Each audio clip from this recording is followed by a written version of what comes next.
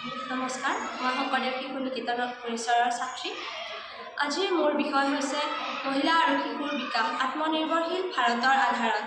মহিলা আৰু শিশু সমাজৰ দুটা শক্তিশালী স্তম্ভ। এই স্তম্ভ দুটা মজবুত হ'লে এখন দেশ আগবাঢ়িব। অসমৰ বহুতো মহিলা আজিকালি আত্মনিৰ্ভৰশীল হৈ উঠা দেখা গৈছে। কোনোবাই হাতত তাঁত লৈ বস্ত্ৰ বুনিছে, কোনোবাই নিজৰ অন্যান্য ব্যৱসায় আৰম্ভ কৰিছে। এইবোৰে দেখুৱায় মহিলাৰ প্ৰতিভা আৰু মহিলাৰ শক্তি। শিশুৰ বিকাশো একে পৰিমাণে গুৰুত্বপূৰ্ণ। প্ৰতিটো শিশুক শিক্ষাৰ সুযোগ দিয়া উচিত, যেন তেওঁলোকে ভৱিষ্যত গঢ়িব পাৰে। যদি সকলোকে মহিলা আৰু সকলো সুৰক্ষা, শিক্ষা আৰু অধিকাৰৰ প্ৰতি আমি সজাগ হওঁ, তেন্তে এখন দেশ সততে আত্মনিৰ্ভৰশীল হ'ব।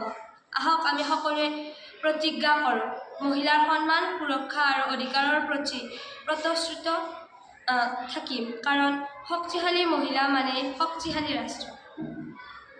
ধন্যবাদ। জয় হিন্দ।